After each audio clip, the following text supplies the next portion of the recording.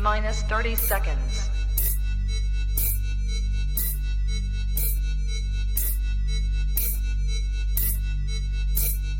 T-minus 20 seconds.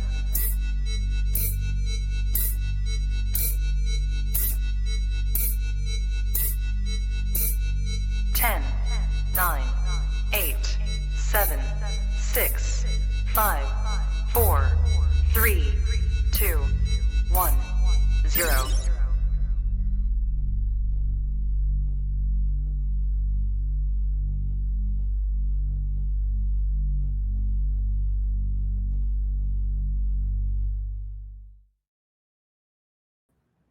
What's going on, everyone, and welcome back to another episode of Kush's Corner here on the Trap Talk Reptile Network, the coolest reptile network in the world.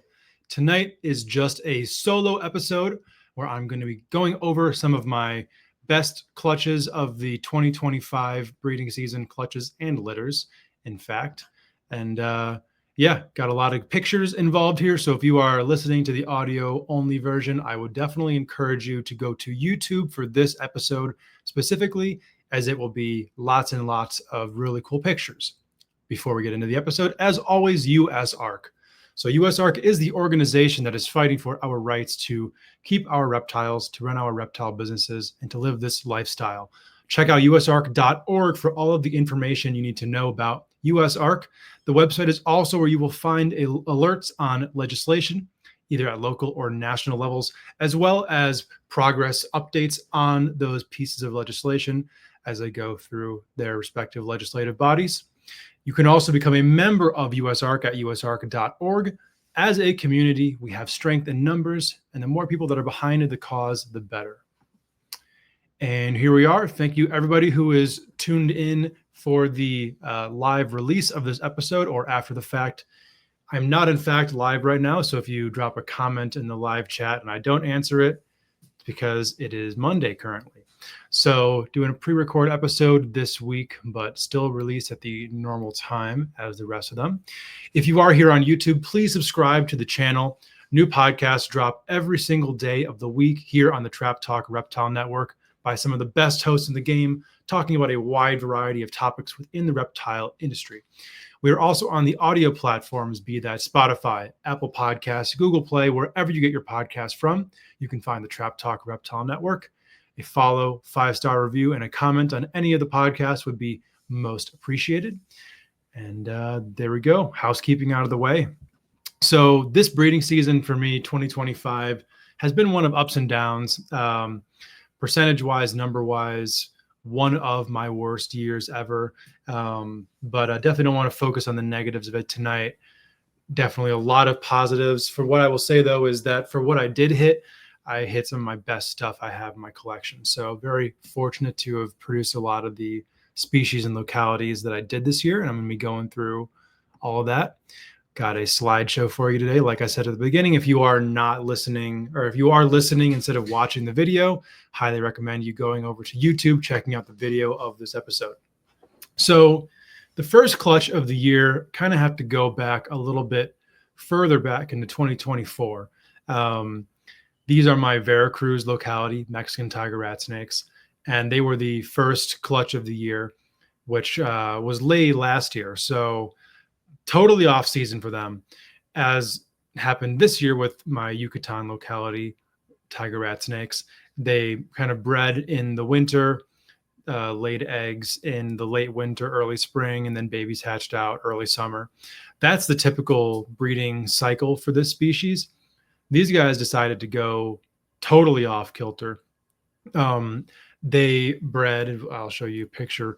This is one of their copulations. So you see, if you look, it says created on January 20th. That's actually a saved photo from Instagram when I posted them hatching. So this lock occurred in September.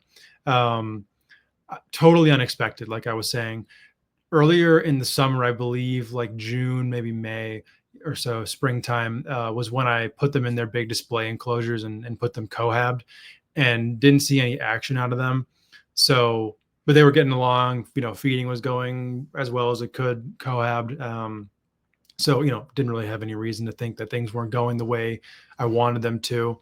And then just randomly walking around, I do a double take and I'm like, is this courtship behavior? And, I see the male twitching, kind of chasing the female around. And then, lo and behold, a little bit later that day, walk over to see this. This was the first time I had seen breeding behavior out of any spilotes. And it was really cool to see. They're very demonstrative breeders.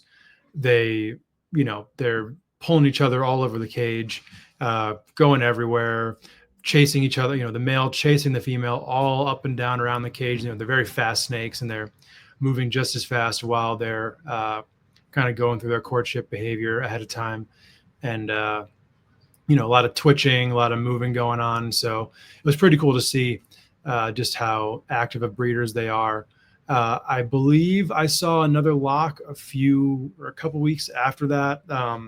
The exact timeline escapes me, but this was definitely the main lock. It was pretty intense.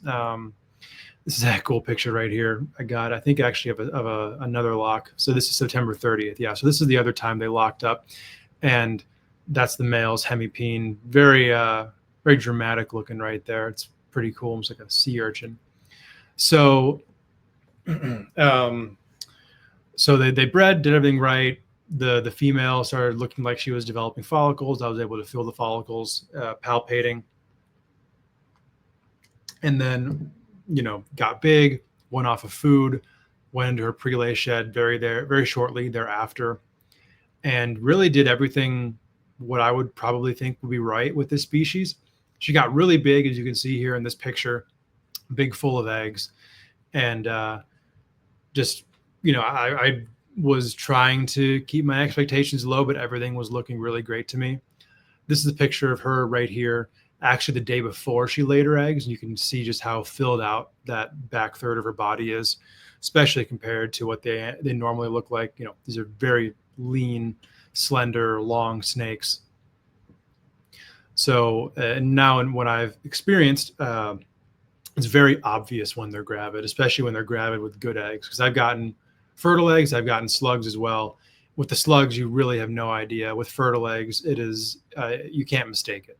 So the very next day, I walked downstairs first thing in the morning, and she was actually up on the basking platform, and she looked so much smaller than she did the day before. I'm like, oh shoot, this is it. I had actually only removed the male the day prior to that, which is kind of funny. So this is November 1st. Actually, I'm wrong. November 1st and November 4th. So only a few days later.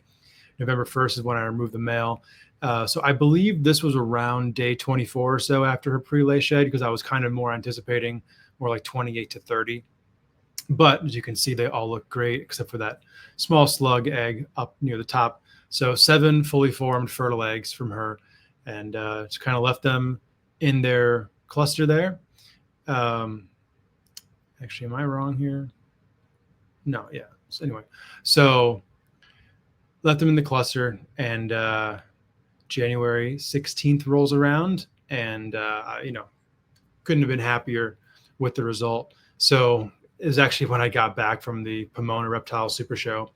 I walked into my house and went to my incubator, and I saw this right here. Was just like, I don't know, to me up there excitement wise with hatching scrub pythons was hatching tiger rat snakes.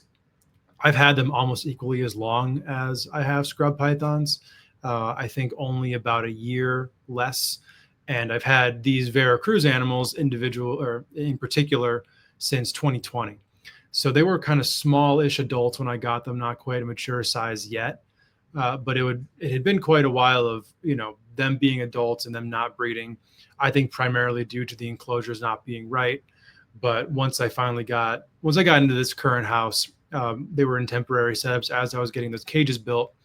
And I got slug outs from a different Veracruz female that I had, my Yucatan animal, and then my Guyana animal as well. So that was pretty unfortunate to get, back-to-back slug outs last year. But I kind of expected it, considering they were in temporary setups that weren't very great. But if anything, it was, a bit of a good sign to know that they're even cycling in the first place, and that for the next go around, I can, do what I can more to make sure that they actually do breed properly and I get fertile eggs. So seeing this little head poking out was just, I mean, literally could not have asked for a more welcoming sight. And here's kind of that, you know, here's that little pot of gold opening up right there. So what I believe then the first time that I saw babies out, 3 of them were out, and then 3, technically 4 were still in the egg. And man, they're just, I mean, absolutely amazing. From day one, honestly, not quite as flighty as I was expecting them to be. As you can see in this picture, I put the sim container into a larger plastic tub, so in case they started to dart everywhere, you know, I wasn't chasing them across the floor. But frankly, they were much calmer than I had originally anticipated. So here the picture is correcting me. 4 were out day 1, and they are just absolutely gorgeous. The thing that really shocked me the most about this clutch, you know, I haven't ever hatched Spilotes before, and particularly this locality. So the parents, if we, you know, go back to take a look at them, they're absolutely gorgeous, but they're really, you know, like a neon yellow and black. You can tell with the male, though, he's got a little bit of orangish red coming through, which became super obvious on the babies. So I'm trying to get some pictures up. You kind of see that right there, kind of the alternating bands of like orange, white, and yellow, and obviously black. A lot more red orange coloration came through on these babies than I had originally anticipated. That's a great picture right there to show it. So, you know, a lot of the times Mexican Spilotes will start off as babies much more brilliantly colored, and I think much more might not be the right term, but more brilliantly colored than they end up being as adults. So, you know, for me, it was kind of hard to say exactly what this was going to look like. This is the dad. So you can kind of see a little bit in this picture if you look close, a little bit of that orange coming through on some of the yellow bands, but not to an extreme extent. And honestly, I didn't even really notice that in the male until after the babies hatched out. And I kind of was like, man, I want to look at these adults harder to see if there's anything left on there. The female doesn't have any orange on her, but the male a little bit. But what I've seen with a lot of Spilotes breeding, especially the Mexican types, the more subsequent generations of captive breeding occur, kind of the better the colors end up looking with them. So I kept a pair from this clutch. It ended up being 1.5. So, you know, the hard part of picking out a male was done for me. Unfortunately, one of the babies was dead in the egg. So that was pretty unfortunate, but kind of comes with the territory. So, you know, like I said, couldn't have been happier with the result. And then on day 2 of hatching, this thing popped out. So on, you know, day 1, taking a look at the babies, like, oh, this might be a good holdback. This might be a good holdback. This one has really cool color. This pattern's really neat. And then on day 2, this one hatched out. And it was like, okay, this is it. This is the one. She is super orange. The blushing on the face is just absolutely stunning. This is another picture of that animal right here. You're going to see how much orange is on that snake. Just absolutely ridiculous. So, you know, there's another female. This is a female, my holdback female. Another female that hatched on day 1, looked really, really good, pretty similar to the holdback male. But then this girl popped out on day 2, and it was just very obvious that that was going to be the one that was the keeper. So she is still doing phenomenally. They have grown at a very, very strong rate onto almost medium mice now. And a lot of that orange coloration is still remaining. So another thing that was really cool as well, kind of like I was talking about earlier, not only were they not all that flighty, but they were actually really chill from right out of the egg. Spilotes in general, for anyone who hasn't worked with them, they're very cage defensive, but once they're outside of their space, they're really, really chill snakes. Really universally. That's both Pilatus and Sulfurious.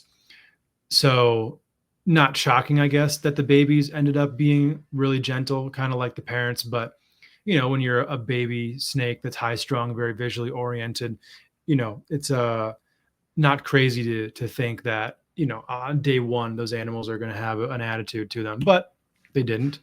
And here's a picture, a couple sheds in. That's the holdback male. So a lot of really cool orange red coloration down kind of after the first third of the body, but still pretty yellow head. And this is how he kind of still looks now. And then I think the next picture, yeah, this is the female after a couple of sheds. So the vibrancy on the head kind of dulled out a little bit, even though the color is still very much present. But on the body, very little color change has occurred. So this picture was taken in April, obviously being August now. They're a lot larger than they are in these pictures, but frankly, look color-wise almost the exact same. So I'll probably do a video soon on my YouTube channel, Kush Reptile, giving an update on these guys, maybe the other Spilotes babies as well. Definitely got to get them back on camera because they're absolutely incredible. So now moving on to the second clutch of the year. And a very special one at that. So this is a goal that I had been chasing since 2018, I think, when I got my first individuals. It was right after Blake Bauer had produced the first successful clutch of Halmahera scrub pythons at the Oklahoma City Zoo. And a friend of mine kind of warning me about the state of exported animals out of Indonesia, potentially changing over the coming years. And, that didn't happen. We still have been receiving Halmaheras, but in pretty low numbers. So it inspired me to get going on the project. Lots of setbacks along the way. Missexed animals. Honestly, I think I've gotten more missexed Halmaheras than I have properly sexed Halmaheras. This year, as we will see later on, had a clutch from a female that was sold to me as a male and a male that was sold to me as a female. So pretty incredible stuff right there. But I was able to amass a bit of a group up, and fortunately a decent amount of animals that had been raised from young in captivity. So the issue with Halmaheras historically, and now is becoming a little bit more clear as more captive breeding has been done, is that the main issue was that the animals that were coming in were larger, wild caught. Particularly the females never really established very well and rarely, if ever, breed. Males, on the other hand, can come in at a larger size, establish, and do well, even though it's not always a guarantee. I had a Halmahera male from the first group that I got that was sold to me as a female, ended up being a male, and left me with a 2.0 adult, what was supposed to be a pair. So I ended up letting both of those males go to focus on some younger animals that I had. The bigger male ended up going to Shane Adamson, and that animal was used to produce one, maybe two of the clutches that he had in, I think, 2023. So that animal was just shy of 8 feet long when I got it, and it looked like it had some age on it too. So for a snake like that to establish, do well, live in captivity, and then breed, I think it was quite the accomplishment, but does speak to to males doing well comparatively to females at a larger size imported. So with that said, this animal right here, and then also the sire of the clutch, are animals that belong to Chad Brown from Shippy Reptiles. So, to go into the story a little bit, Chad was part of the expedition to Halmahera with, I believe it was Dave Barker, Cameron Tepedalin, and a few others that discovered the species of the Halmahera scrub python. And it was ceremoniously named after Tracy Barker, Dave Barker's wife. And that's where Somalia, Tracy, comes from. So, one of the legends of the python world, Tracy Barker, has her namesake on one of the best species of pythons, in my opinion. So a lot of really cool story behind these animals. So Chad had 2 pairs of Halmaheras in his possession. And originally I was potentially going to, buy the group off of him, and then kind of decided that he wanted to keep hid the project in its orbit a bit. So he just sent me the animals on breeding loan, raised them up for a while. And this girl was of age finally this year. I wasn't 100% sure if she was going to be large enough to breed yet, but I gave it a shot anyway. And, it went through, did the trick. She's by far the smallest female scrub python I've ever gotten eggs from, period. Obviously, Halmaheras are a bit smaller of a species compared to Amethystina or Clastolepis, but, marginally so. When she laid her clutch, I think she was just barely 7 feet long, which is crazy considering it's probably about a foot shorter than the smallest female I had bred prior to her, which was a barneck. And this is the male right here.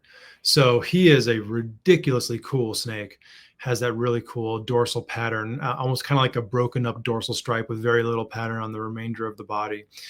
This is a phenotype that does occur in the wild with somewhat of regularity. So it's hard to say as of now why that is, whether it's a locality or a morph.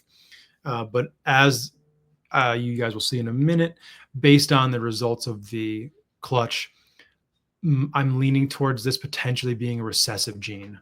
So this is the only copulation that was observed. I wasn't even in town for this one. Brooke sent me a video of these two locked up. And very, very kind of convoluted right there, but that was the lock. This is a screenshot from May. This was sometime right around Thanksgiving of last year. So the earliest successful scrub clutch of the year, I had a female barneck that laid a few weeks before this girl, but the eggs were fully formed, but none of them were fertile, and the entire clutch crashed out, very unfortunately. So here's the female sitting on eggs. And, for me, a huge relief considering, what I've gone into on some past episodes of my issues with egg binding that I had in 2024. Breeding a female that was this small, definitely didn't sleep well that night before when I knew she was laying, because I saw the behaviors the night before of the reverse coil and the nest box where I'm like, all right, it's coming. But she got it all out. Interestingly enough, and I guess we'll see if this is a trend, I probably have to consult some of my other Halmahera friends. She laid day 33 post shed, which is about 3 days longer than the average of the rest of the scrub pythons, particularly the amethystina types that I've bred, where 30 days is roughly the average. Some push it a bit earlier, others went a day or two later. But these Halmaheras, for me at least, the females that I had to go this year, went decently later. So there she is sitting on the eggs. Had her, that was in the cage. I brought her down onto the ground to pull the clutch. At this point, I realized she had gotten them out. So very much a relief, and then was absolutely shocked at what I saw. So these are by far the biggest snake eggs I had ever seen from an animal that I had bred. Obviously, nothing when you compare to like a Burmese python or a retic, but still bigger than any scrub egg I'd ever seen before, which is crazy considering how small the female is.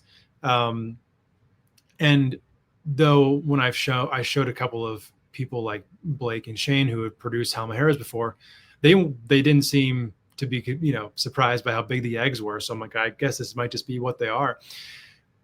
An interesting correlation that I'm not sure if there's really any basis behind it is that the retics from Halmahera as well have big eggs and smaller clutches, despite not being one of the larger types of retics. So who knows if there's any sort of correlation there, but I think it's interesting nonetheless that both of those species from, a relatively smaller island, definitely not small in terms of Indonesia, but as far as landmass goes, not huge, have this kind of similar phenomenon. So I'm not really sure why. If anyone has any theories, feel free to shoot me a message or anything. But I thought that was really interesting. So got them set up in the incubator, obviously tossed the little slug. 3 eggs, so, not the biggest clutch, but big egg mass for how small the female was. And about 85 days later, I got this little pip right here. So one of the eggs crashed pretty quickly in incubation, leaving me with just 2. And, it was a very bittersweet moment because that other egg labeled number 3 right there, the baby was not viable. So I finally hatched this dream species, but only got 1 baby to show for it. Definitely a lot better than nothing, though. One thing that was a little bit worrisome, the baby was spending kind of more time in the egg than I kind of thought was normal. So I cut it open a little bit more to see that it had been wrapped up in its umbilical cord. But upon further examination, the wrap wasn't too tight. So I cut a really big opening in the egg, and just let the animal come out on its own. And luckily the next morning it did come out. So there it is. It had a decent amount of the umbilicus still left to, to its underside. And once it fell off, the opening of the umbilicus was still pretty large, but after the first shed, it healed over pretty nicely. So, I mean, the day before, the heartbreak of realizing that it was only one baby and not two was definitely tough. But then to have the snake in my hand the next day definitely made it all worth it. What an absolutely incredible animal. So, we're getting to the point with how many Halmaheras have been bred in captivity where, I don't think that whatever number on the list that I hit was notable, but definitely cool nonetheless to be in a very small club of Halmahera breeders. I believe I'm 1, 2, 3, 4, 5 in the US, 7 in the world. So, still pretty cool, all things considered. But, cooler than that is just how amazing the baby is. So for any of you who do not know, the Halmaheras, along with the Beox, are the only two scrub types that we know of that do not go through that red to final color ontogenic color change. They still go through a color change, but in a much different fashion, where they're born with adult pattern, adult coloration, more or less. And then over time, they essentially will just lighten up, become higher contrast. So this is the baby after its first shed. Took about a month, which is not atypical for scrub pythons. I've had babies go as long as 6 months before having their first shed. I would say my average is about 5 weeks or so. So, definitely very much in line with what I have been used to seeing with scrub pythons. No interest in rodents up front, but upon being offered a baby button quail, definitely was all about that. So got started on quail. I try not to get my scrubs started on quail just because I feel like they grow better on rodents. But now that we are breeding quail, I can, have much more control over the diet they're getting, the nutritional value of those quail. And then also the snake isn't going anywhere. So this thing's on quail for a while does not bother me in the absolute slightest. So super happy with this animal. Absolutely gorgeous. And to kind of go back to the thing I was touching on earlier, obviously a normal pattern, very much akin to the mom and not the dad, where if the pattern difference was a locality thing, you'd think that there would at least be some amount of influence in the pattern of the baby. So considering that there's no influence from the dad whatsoever, lends me to believe that may potentially be a recessive mutation that's just naturally occurring, make it akin to axanthic Halmaheras or axanthic or patternless Tannenbars, patternless southerns, a recessive mutation that is just relatively plentiful in the wild population. So on to the next clutch. And this is the one that to me is the pinnacle of the year. Take a sip real quick.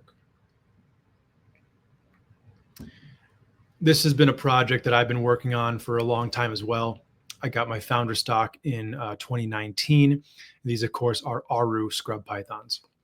So for as much lore as there has always been behind the Halmaheras, how for the longest time they were the only python species that had never been bred in captivity, the same really doesn't exist as much for the Aru scrubs, or up until now. And I think a lot of that just had to do with lack of awareness that this locality really even existed in the first place. Obviously, the most akin species as far as geography distribution goes are, of course, the green tree pythons. The Aru green tree pythons are some of the most notable and in the past most plentiful in the hobby. The exact opposite is the case with scrub pythons. Kind of, you can use the Beox as an akin comparison as well, where most imported green tree pythons come from Beox. They're some of the biggest and have some of the most attitude. And the Beox scrubs are the exact opposite. They're one of, if not the least plentiful imported scrub python. They're smaller, they're very shy, and they don't do very well as wild caught. So kind of interesting how, the animals can be so similar in their distribution, but then on the individual islands or in the different locations, they can be so very different from one another. So The Arus, though, don't take after the Beox as far as some of those traits go. Very hardy. They establish just as well as any sort of Barneck or Southern would do.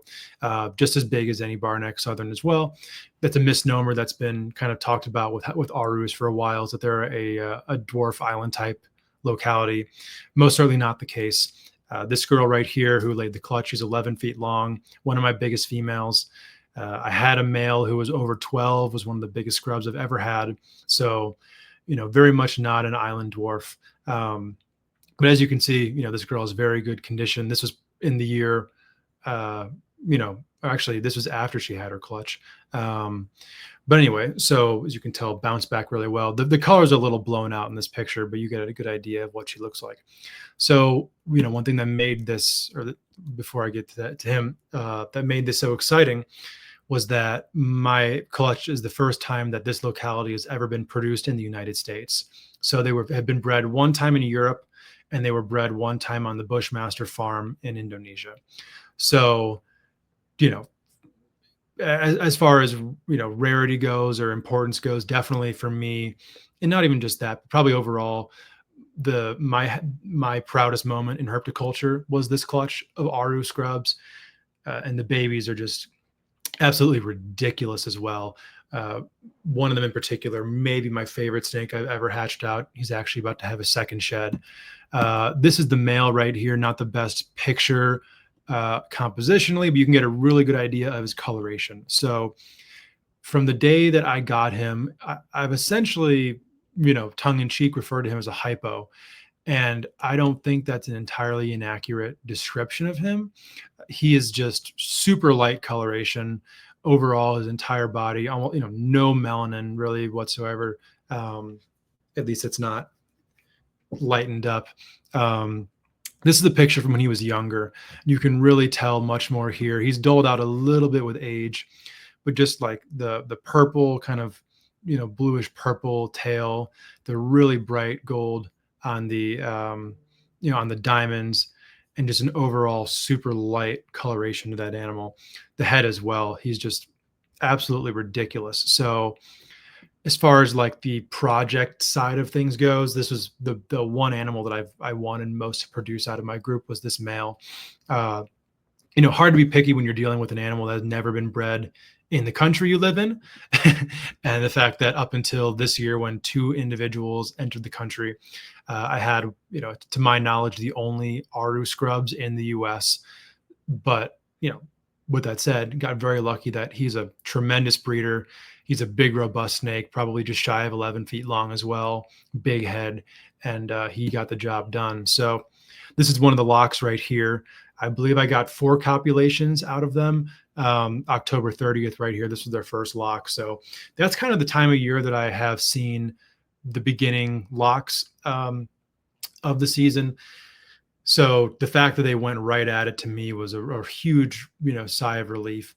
This female has put me through the ringer. The first time she was up to size for breeding was 2021, and 21, 22, 23, and 24. Now that I'm saying this out loud, 22 was the first year. So 22, 23, and 24, she developed follicles, I'd gotten copulations, and she reabsorbed every single time. So I was another case where, was this exciting to me? Sure. But I was not holding my breath considering the history of this animal, of just the repeated reabsorbing of her follicles. But the multitude of locks was definitely something that kind of gave me some relief. I've often found that the females that do reabsorb their follicles don't lock up nearly as much as the females that go through the process, and definitely not with the regularity. So the fact that every time I was putting them together, usually within the first 24 hours, I was getting a copulation, definitely was a good sign to me that things were going in the right direction. Here's another picture of them sitting together. So you can really tell from that picture, obviously that picture as well, just how spectacular that male is.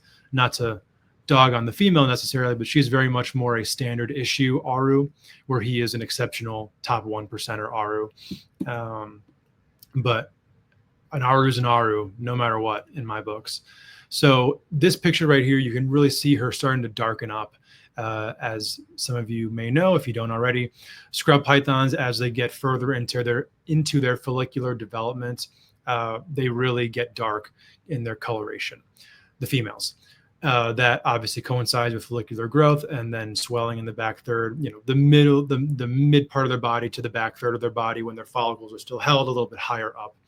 So that is that darkening, the copulations, and then eventually refusal of food are the signs that I look for in a developing female, that things are going in the right direction, as well as, kind of cutting off engagement with the male. I've never had a female be aggressive towards a male when she's been done with him as far as breeding goes, but you can tell he's just not approaching her anymore. They're sitting separate. He doesn't exhibit breeding behaviors. So here it is. This moment right here for me was this was a special one. Again, like the rest of the animals this year, very concerned about the potential of egg binding. Particularly considering the cage that she is in is a cage where a female became egg bound last year. It's a taller enclosure with a big heat panel. So I was a little bit worried about some of the basking dynamics that I was creating, or, that I was kind of tasked with creating in that enclosure. But what was super interesting was her basking behavior throughout being gravid, especially post shed. So I had the heat panel set pretty warm, just to heat the cage up overall, give her a nice hot basking spot, but then also kind of radiate down to where the nest box would experience a little bit of a bump in temperature compared to the ambient of the room. So essentially, you can see me in my little quadrant. We had the nest box, higher up was the shelf, and about 10 inches above that, the heat panel. Every day, religiously, up until the day before she laid, she would kind of wait until about 10 to 11, couple hours after the heat panel turned on for that spot to really cook. And then she would head up top to bask. And then usually by the afternoon, 3 to 4, she would go back down into her box. At that point, I'd give the enclosure a good spray down, really bump the humidity, try to help with her hydration, especially with the heat panels, how much they dry out the air. And me being in the desert, I'm very conscientious of humidity with my gravid females compared to like when I was in Indiana, where that wasn't a concern at all. The outside was very humid and the inside was very humid as well. So I was a little surprised. She laid 9 eggs. And for being one of the larger females that I'd ever bred, I was really expecting more like 13 or 14, but no complaining whatsoever. All 9 were fertile. They were perfect. No slugs in this clutch. And I'm like, all right, cool. So set them in the incubator and just let them do their thing. And I want to say about 86 days later, I walk downstairs to my incubator and I see this glorious sight right here. They started slashing their eggs open. And at that point, I went and cut the rest of them that hadn't yet. And I just saw, good looking baby after good looking baby. Some of them had some decent vein activity left. So, obviously left the internal membrane intact, and the veins were still able to, move blood. The animal wasn't forced to breathe air before it was ready. But this animal right here was just poking out, seeing what was going on as I was going through cutting the eggs. This to me is the best part. Locks are great. Sure. Eggs are great, but especially with how long their incubation period is, a lot can go wrong. A lot has gone wrong for me. So I don't get excited until I have a healthy baby in my hands. But then obviously seeing all the healthy behaviors, cutting their own eggs, kind of peeking their heads out, always is a good sign to me that I have healthy babies on the way. And then the next day, they were starting to come out. So this was a really cool experience for me for a ton of reasons, but also, one of the reasons being I'd never seen baby otters before. So, and honestly, neither have many scrub enthusiasts. So to see a lot of pattern coming in already, kind of what I was anticipating, but was really cool to see. Another baby poking its head out. So you can see right there already a bit of variation in the baby's color and pattern. I'm going to find this picture. So this girl right here, this is one of my female holdbacks from the jump. you could tell just how amazing she was. The huge diamonds on her back, on her side, the light coloration definitely stood out compared to all of her clutch mates. And after her first shed, she is just ridiculous in every sense of the word. High contrast, big diamonds, huge pattern, great pattern, and one that, from the jump was like, all right, this is definitely a keeper. The only thing that was a little worrisome was that she's the smallest one of the clutch, was the only baby who didn't hatch out like at a big, robust size, and did not shed with the rest of them. This clutch was probably the fastest shedding scrub python clutch that I have ever had. They were in shed by the time I was setting them up, which was, I think, within 2 weeks of being born. And she took probably an additional 2 weeks beyond all of her siblings, but she ate on first try. So I was like, hey, all right, I guess shed when you want to. She's quickly catching up in size to her siblings. She has a very rabid feeding response. So a little bit of concern off the jump, especially with how perfect the rest of the babies looked, but no concern there at all. And here we go. This is right out of the incubator. Obviously you can see how shiny that skin is, pre-shed, and they're big. These are really big, robust babies. The southern type scrub pythons that I produced, the Halmahera southerns last year, and then these had really big, robust babies, and have hatched out a little bit earlier than northern types for whatever it's worth. More babies. And now, in the incubator, I kind of let them all hatch out together in the incubator. For honestly, I wanted to get the, video footage and pictures of them all kind of balled up together next to the clutch.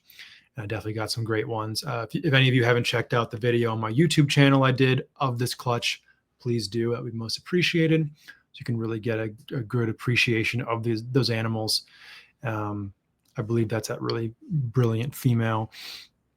So yeah, they're just amazing. I don't think I have a specific image of him. Actually, no, this is him right here. So this is my main holdback male. And from day one, I had spotted him as potentially the one to kind of have my eye out for the rest of the, for the development, where to me, this animal looks really, really similar to what I could only imagine my male looked like as a baby, but just like multiple shades lighter than any other baby in the clutch. Very similar pattern, just everything about him screamed, carbon copy of the male. Based on his body structure and tail structure, I guess that this was a male. It is a male.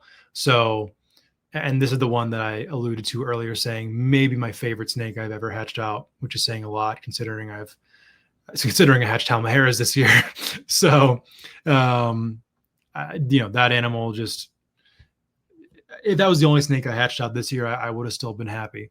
So despite a breeding season that, left me disappointed for some reasons, to hatch a snake out like that makes it all worthwhile. So yeah, just more of the clutch. And then I put them on in this tub, left them in the incubator to let them all kind of absorb their yolk and, chill together. So I've done this with clutches before, and I've also done the opposite to where I've just set them up right away. And I'm going to try the next clutch that I hatch to do this method of leaving them in the incubator for like 10 days or so to see if that triggers an earlier shed cycle, considering that happened here. The other clutch of scrubs I've had that shed the fastest were my first ever Barnecks. But then with that clutch, I just set them up right away out of the egg. They were in a tub with perlite, and they were hatching, over the course of a few days. So I just decided to put them right into baby tubs, and they shed really soon too. So could be a total coincidence, could just be an indicator of how healthy they are.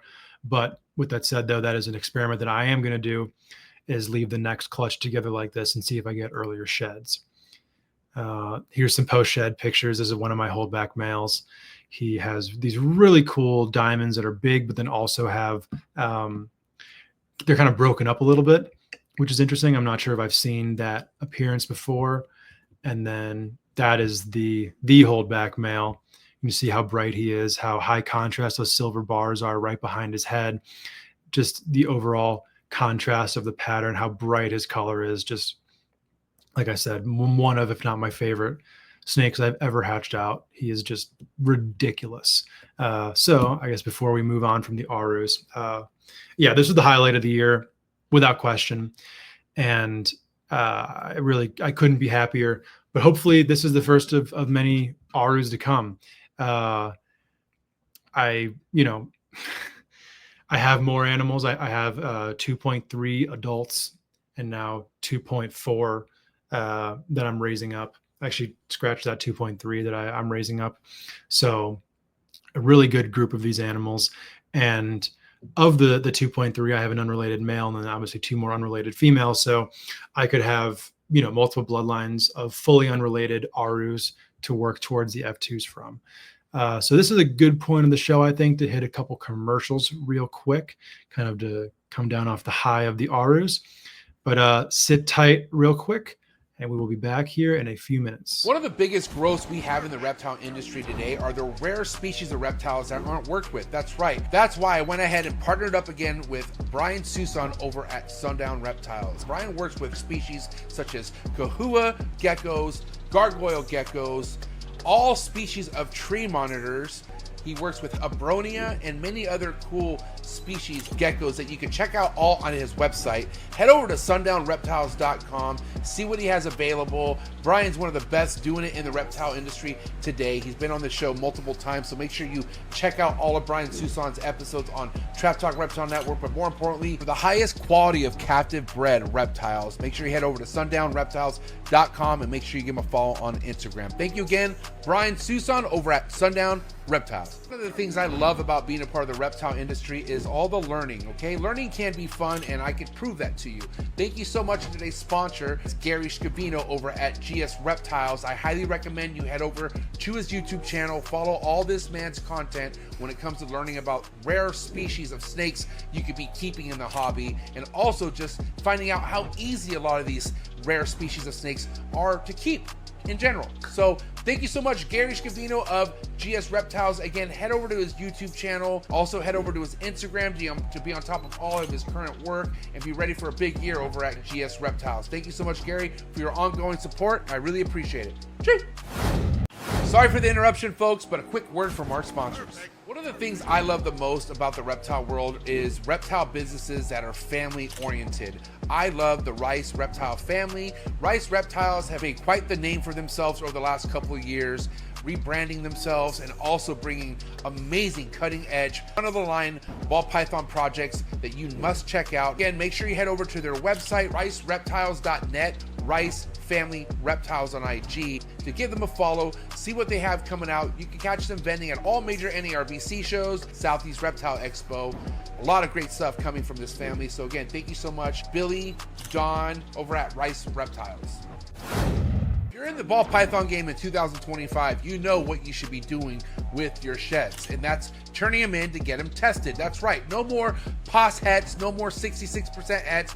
We can find out directly through today's sponsor, and that sponsor is Rare Genetic Inc. Thank you so much, Ben and Sean over at Rare Genetic Inc. Head over to their website, raregeneticinc.com, and head over to their YouTube channel and make sure you subscribe to their YouTube channel. They put out a video every Wednesday to update you guys on new current events over at RGI. But I gotta tell you right now, very excited to continue my partnership over at Rare Genetic Inc. Head over to their Instagram account. Make sure you follow them on Instagram, subscribe, hit that notification bell on their YouTube channel. That way you're current on new announcements and anything that they got to update you with. Again, thank you so much, Rare Genetic Inc. RGI, you guys are the best student in the game.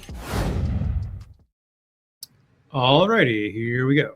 So we are back. Next clutch on the docket are more tiger rats. So this, I guess, the 2025 season, so starting in late 2024, it's the first time that I have done a really intentional winter cycle with my tiger rats, where for about 10 weeks or so in November through into January, I took them off of food, let them get kind of cooler in the evening. Not quite a full shutdown like a lot of colubrids do, but enough to where it definitely kicked them into gear, especially the Yucatan animals. So, you can see definitely a good bit of difference between them and the Veracruz animals we were taking a look at earlier. A more pale yellow coloration, almost more ivory, especially the female, and a lot of pattern on their body. The female in particular is probably about 65% yellow. The male is pretty 50-50, but comparatively to the Veracruz animals, a lot more pattern on them. So if you're looking for that brilliant orange coloration that some of the more northern animals have, like Veracruz, obviously further north into Tamaulipas, that's where you want to look for the orange. But as you get further east into Mexico, out to the Yucatan Peninsula, this is what most of the animals look like. There are animals in Yucatan. There's like 2 color phases, essentially, it seems like to me, at least from what I can understand right now. And that'll be discussed a little bit more in a few minutes. But these animals right here look very similar. You can see this is actually kind of a funny picture. The males on the left, on the right, females on the left. And this was February 6th, as it says on the picture. This was the first copulation that I witnessed between the pair, just like with the Veracruz, very demonstrative, dragging each other around the enclosure. The male had been working the female for a while to try to get that copulation, but he finally was able to get it done. And this is, after only a few weeks of feeding, honestly. So I brought him back up, gave him a small meal, kind of got him back to regular size meals. And it was pretty clear that they were ready to do their thing. So this is a real jump ahead to March 17th, but they went fast. Wasted very little time from that copulation to heavy development in the female to ovulation. This is post shed, as you can obviously see that the shed is right behind her, and the eggs are very clear within her body. So I don't know why, and if anyone out there does know why, please let me know. She developed super fast. I couldn't even get the male out before she laid her clutch. I want to say she laid about 10 days after her pre-lay shed. Well, I guess we can find out. March 23. So maybe if this was in fact the day of the shed, or if this was just before I had pulled it. So March 23rd from March 17th, from that last picture, is when she laid her clutch. And based on the original due date, it wasn't going to be in, until April. But I saw this and I'm like, man, she can't be far off, because the eggs are huge. Obviously, they look as big as the Veracruz eggs that I had, not too long ago at this point. And they looked like they were already in the process of moving down her body. So the fact that 6 days later, these eggs had been laid, wasn't, I guess, shocking to me, but I was definitely not quite ready for it. So she laid 7 eggs like the other female with no slugs this time. So the Veracruz had 8 in total with the 1 slug. She had 7, all fertile. And then June 12th, got the first cuts on one of the eggs. So as you can see right there, really kind of butchered up the egg, this little baby. At that point, I went through and I made little incisions on the rest of the eggs. And like that animal right there, just so amazing to see. And what was super cool is obviously seeing that white coloration right there coming through, because of how unexpected for me the results of the Veracruz eggs were. I was kind of, keeping a similar low level of expectations as far as, am I going to really know what I'm looking at here, or what's coming? Am I going to predict what they look like? So to see that really awesome white coloration come through was super exciting for me. And then the next day, here came the babies. So here's one of them right here. But as you can kind of see on the back, there's some darker orangish pigments coming through on this animal. It's almost like a 4-tone look, essentially. There's obviously the black base color, that a little more pale than the Veracruz yellow, a lot of white tipping, which is really cool, but I was kind of thinking may happen. But then further down the body, the orange coming through was something I was not expecting at all. There are Yucatan animals that do have a little bit more of that, deep yellow to orange coloration coming through. I used to have an individual like that, but unfortunately it passed away. Didn't really establish well with me. And so to see that kind of phenotype come through from a pair that did not have that look was really cool to me. So whether that be genetic thing or just natural variation within the locality, I don't think I really have enough information to say for sure. But this animal right here, just that bright yellow, almost orangish yellow head, and then a lot of vibrancy, especially up towards the neck, a lot of that white tipping, and then a little bit more of orange coming down through the rest of the body. So I really couldn't have been happier with the results of this clutch. And again, 6 babies, an unfortunate non-viable baby in the mix, just like that last clutch, but they are 3.3, so definitely a much better ratio than the other clutch. One thing that I could potentially attribute that to is the incubation temperature and duration. So these guys, so I guess to go back, the Veracruz animals hatched on day 71, and the Yucatans, were a little bit closer to 80.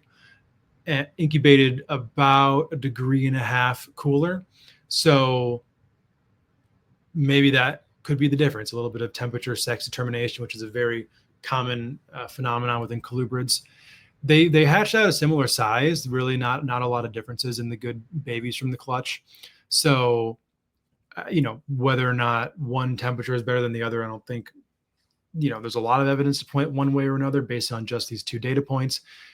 In general, I think that low and slow is good with colubrids. So the next go around, I'm probably going to incubate tiger rat eggs the same way I incubated this clutch. And I believe that's the same animal, but yeah. So another little pile of babies. I believe this was day 2 of hatching when a lot more of them were out. So it was really cool to just, see some variation already, some color pattern. Some of them had that more, deep yellow head. Some of them had a bit of more creamy head like the rest of their body. So again, just really cool to see that variation. Here's another one of the babies, just outstanding. That like the highlighter essentially right behind the head is just phenomenal. So this was the non-viable baby, unfortunately. And for any of you who are not watching, this baby has 2 heads. So, would that have been cool if it was alive? I guess so. Very few 2-headed colubrids are viable and live. But I would have to imagine, especially an arboreal animal like a Spilotes would have an extraordinarily hard time. So, it's kind of a part of the game. It was cool to see, I guess, but I much, much, much, much rather would have had another viable baby. But, those decisions aren't always in our control. So just a bunch of pictures of these guys. So yeah, I mean, very much a highlight of the year for me. Just as happy with these as I was with the Veracruz babies, and one that I hope I can get more clutches from in the future.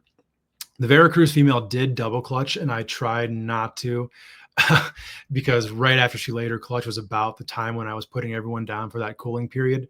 And she developed anyway and had some really tiny little slugs. So, and she laid them in January. So this year, if she has a similar trajectory timing wise, I'm probably just going to keep the male up, and try to promote a good double clutch out of her. The Veracruz female, or the Yucatan, my apologies, female did not double clutch. So for whatever it's worth, next year I'm just going to, if I am lucky enough to get a clutch from her again, really try to push the food to her to try to get a double clutch. So now on to the next species. And this is, of course, a Kinki bullsnake. This is my breeder male. So definitely one of the, less ideal scenarios of the year where with these bull snakes. This is the first female that laid a clutch. She laid 7 eggs, all appeared to be fertile, kind of scattered a little bit. But there they are in the incubator, 8 eggs. But unfortunately, most of them went bad during incubation. And it's hard to exactly equate that to something. They were 3-year-olds this year, so they obviously were a bit on the young side. Probably about 3.5 by the time she laid the clutch. I also think I may have set the eggs up a little bit too moist or damp in the incubators. If anyone who's listening has some bull snake incubation tips, feel free to pass them along. From this first clutch here, I only had 1 baby. And then the second clutch here, I had 2. So not great. but a start for this species, and especially considering that they're young. A similar thing happened with my Mexican pine snakes the first time I bred them, where I only got 6 viable babies the first go around, and then the next year I got 12. So I'm hoping the same thing happens with these Kankakee bull snakes. It was insane though. This male was an absolute monster of a breeder. I kind of felt bad for the females. For like a week plus straight, every time I walked over to the tub, he was just breeding them. He was, chasing them around, kind of holding them down, and really getting the job done.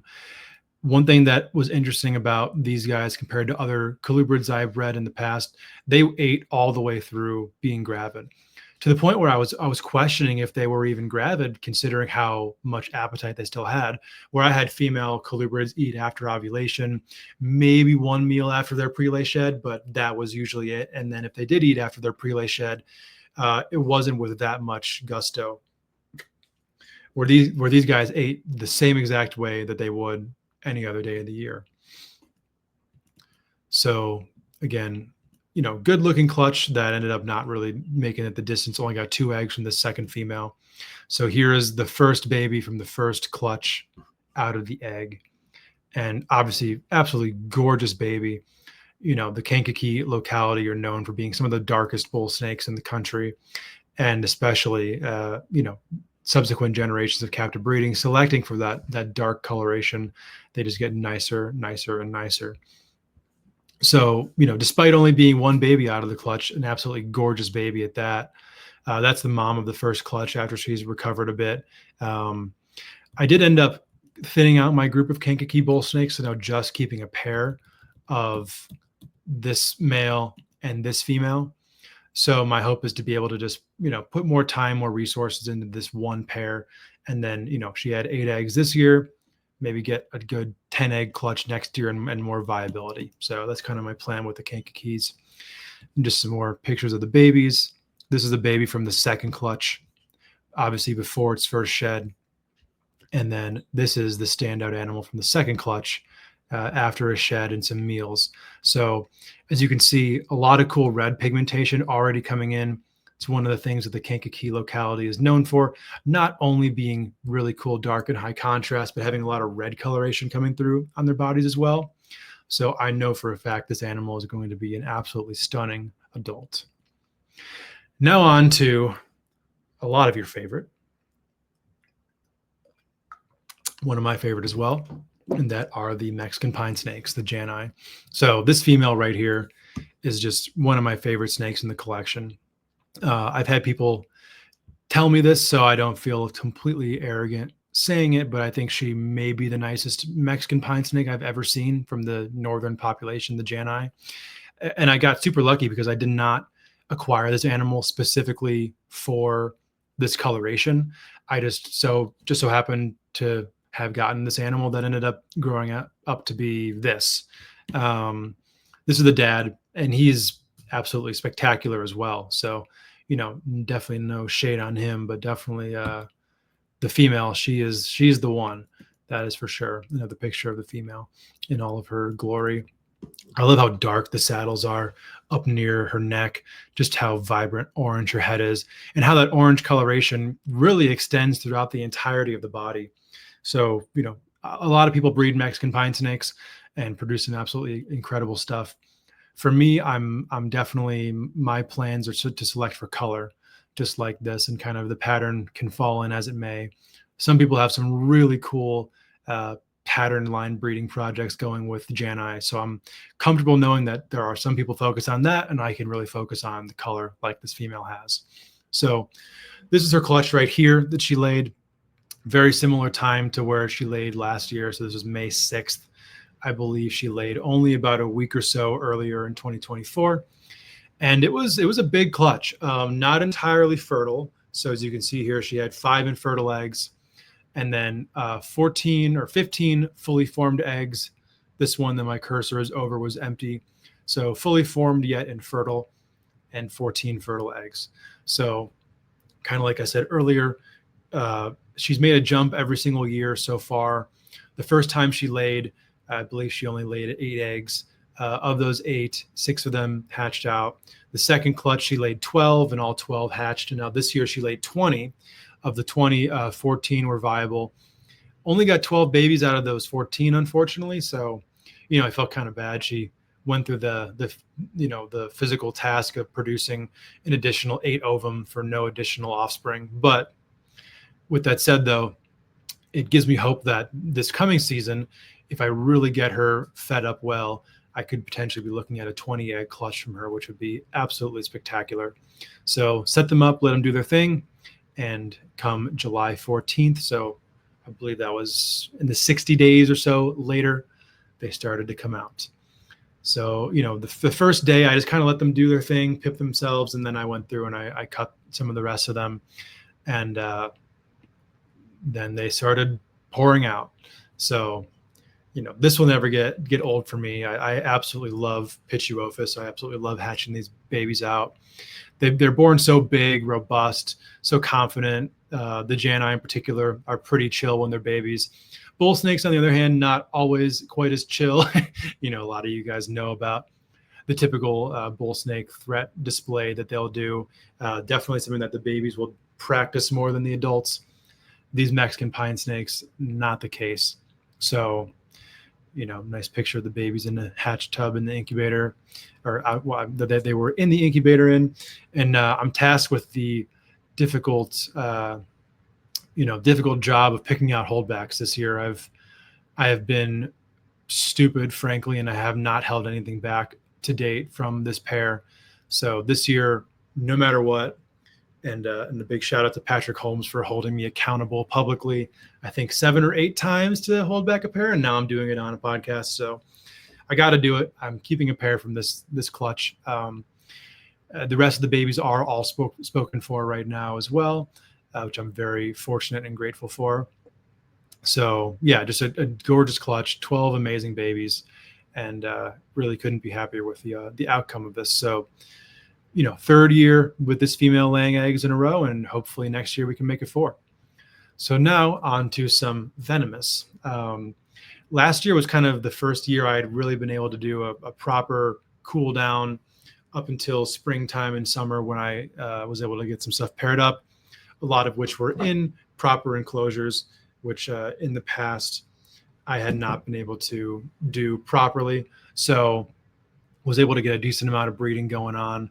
This is a pair of Tarahumara banded rock rattlesnakes, also known as Chihuahuan banded rock rattlesnakes, that are just absolutely incredible.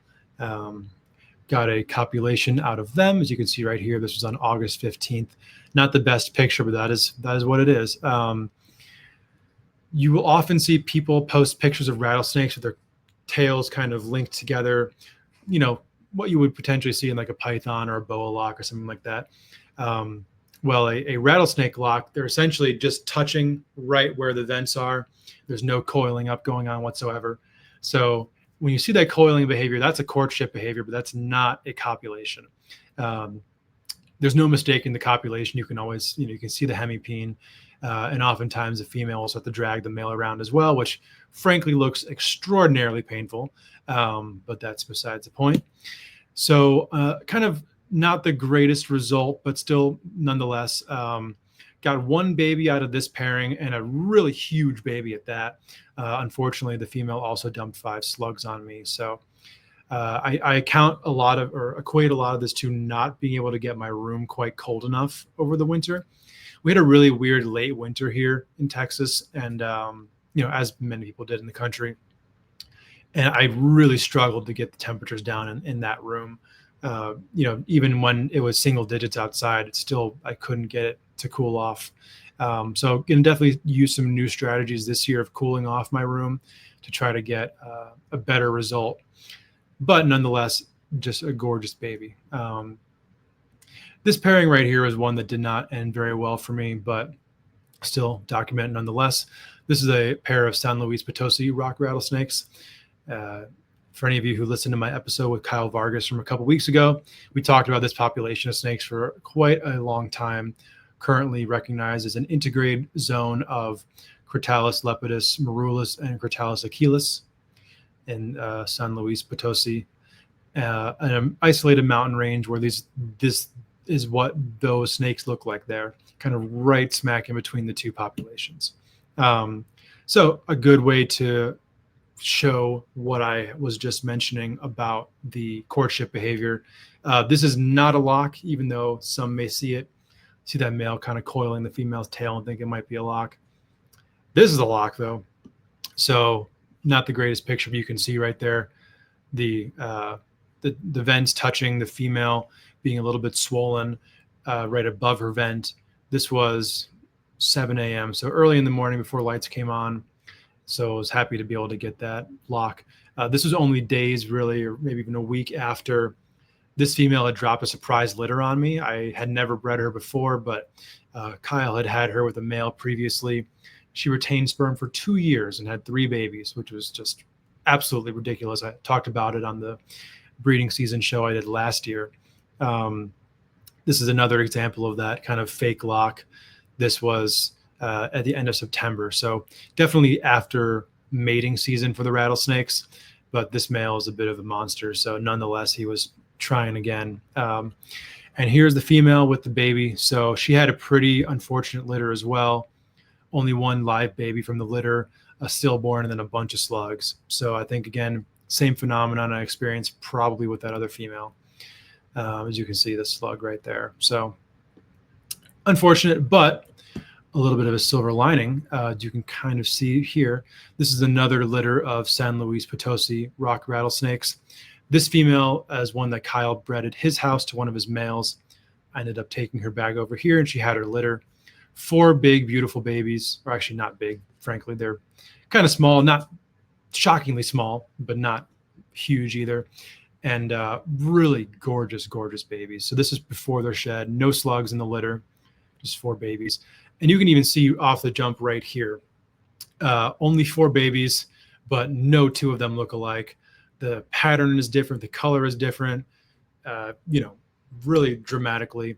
Luckily, this is 2.2, so Kyle took a pair of babies for himself. I have a pair to raise up, so very happy about that outcome. This is some post-shed pictures. So, as you can tell from that last one to this picture, very shockingly different from, pre-shed to post-shed. A lot of really cool dorsal pattern going on this animal on the left. This animal has some, equally cool dorsal pattern, but really that coloration to me is what makes that animal notable. So super cool there. This is one of the males. Color-wise, not as brilliant as the female or as the girls in that last picture, but some really cool dorsal striping going on, some irregular pattern kind of going from blotches to bands to this little mini stripe here. So this animal could definitely be a sleeper, be a really interesting one. And then this male right here, obviously the factor that makes him cool is that highlighter stripe down his back, kind of underlaid under those bands, the really cool white outline. So as is with this type of rattlesnake, one of, if not the most variable within Crotalus. And for this reason alone, you can't only have a pair of them because there are so many looks that you really can't just choose one. So after, a couple disappointing clutches or litters, a good litter with Kyle, definitely had this pairing save my year. So these are Durango rock rattlesnakes. And of course, not a copulation right here, but very, very heavy courtship. And then right here, a couple weeks later, boom. They were locked for quite a while. This one in particular, they were all over the enclosure, locked up. It was really crazy to see. So I got that. I was like, hell yeah, this is awesome. And then July 23rd, I walk into my room and I see this huge pile of babies right under the basking light, coiled up in dad right there. So 8 babies, no slugs, all, very healthy looking babies. So really couldn't be happier with the results of this litter. Absolutely gorgeous, great results. And you can see right here, this is after they had their first shed. So, as many of you probably know, rattlesnakes, more than a lot of other snakes, will exhibit a lot of family dynamics, especially before their first shed, to where the parents are very protective of the babies, oftentimes kind of like corralling them within their coils. And I love to obviously witness that process. So I keep the babies in with the parents until they have their first sheds. What's cool though is that oftentimes after their first sheds, the babies will be much more, all over the place, exploring the area more, inevitably probably hunting a little bit. And before their shed, they're really oftentimes coiled around the parents. So it's cool to see that behavior shift come after they have that first shed. So, a couple mediocre litters, but this one absolutely knocked it out of the park. And then the next one here is going to be the last one for now, considering that I still have some stuff yet to come. And as you guys probably know, I don't like to talk about any breedings until I actually have babies in front of me. So very fortunate that this is the day I'm recording this, because just had these babies start to come out of their eggs. So as you can tell, obviously more Halmaheras. And this is a pair that I had. The female sold to me as a male sold to me as a female, but didn't matter to me which one was which. Honestly, I was really glad to know that this one right here on top, the male, was actually a male, because he's one of the more brightly colored Halmaheras that I have. So to be able to kind of move his genetics around a little bit more is something that I'm excited for. I discovered that this female was in fact a female when I separated it from a female's enclosure after seeing no breeding activity for like over a month and a little bit of swelling. So when it was going back into its enclosure, I started palpating and bump, felt 8 follicles. I'm like, all right, well, you are definitely not a male, and I can tell why you haven't bred with any females for the last 2 years. And then I went over to this male's cage, and I'm like, I've always wondered if this thing was actually a male, because its head is big, it's long, but it never filled out in its back third. The way you can see the female's back third is filled out. Grabbed it, probed it, it swallowed the probe whole, and I'm like, well, all right, we have our answer. Threw them together, and they were locked up pretty much immediately. This pair locked up a bunch of times. I believe they had 8 copulations or so. So no shortage of breeding activity going on with these snakes right here. And as you can see in this picture, she's getting really thick, getting dark. And yeah, especially there, you can really see how those eggs are stacking up in her. And like that other female, she took a long time. This was on day 34 after her pre-lay shed when she finally laid her clutch. So this might just be a Halmahera thing, that they take longer from pre-lay shed into egg deposition. So there it is. 7 eggs in total. 4 of them were fully formed. 3 of them were slugs. And unfortunately, 2 of those fully formed eggs crashed out in the first week or 2. So I went from having 1 baby from the first clutch to potential 2 from the second. And over the last few days here, start to have heads poking out. And I really can't say what happened here, but they took a long time to hatch. So they're both still in the egg as we speak, but they're poking their heads out and kind of moving around. This right here, the first sign of, the first head poke was on day 91. And that was on the 9th. Today, right now, is the 11th when I'm recording this. So today's 93 when the second head emerged from the egg.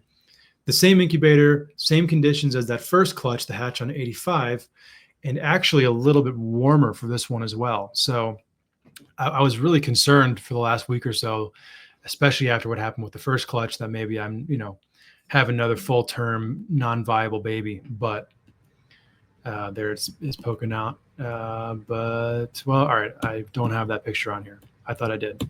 So you'll take my word for it that the second head has poked out of the egg. So, I made slits a little bit earlier to kind of see what was going on. Everything looked fine. There was still vein activity. I could tell that the snakes were alive in the egg. So I've just been doing my very best to be patient over the last week or so. And man, that has been challenging.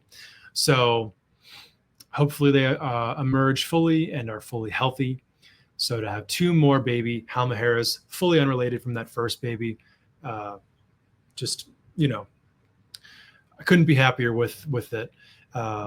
This brings my captive bred population to 1, 2, 3, 4, 5. This will be 8 captive bred Halmaheras in my collection now, which is just something that I wouldn't have thought possible, honestly, even like a year and a half ago.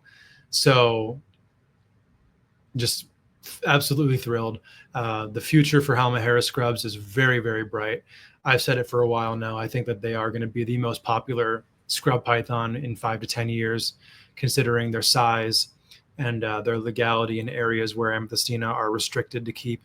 So, and then also their coloration and how some of it is developing in successive generations of captive breeding, to where, there aren't just these, brown, silver, maybe gray, black snakes that are kind of dark and dull, that they have brilliant orange, gold, yellow coloration, and frankly can be just as beautiful as any other scrub python. So that is the year so far. I have another clutch that I'm anticipating hatching, that if everything goes well, that may actually be a full solo podcast on its own, just with how important that clutch is. I don't want to give away too much up top here, but if that does happen, and would happen soon if it does, you guys are definitely going to hear about it from me. So maybe another rattlesnake to drop, maybe another colubrid to drop still. So this is not the breeding season wrap up, so to speak, but definitely most of the year. And so thank you everyone for tuning into the episode.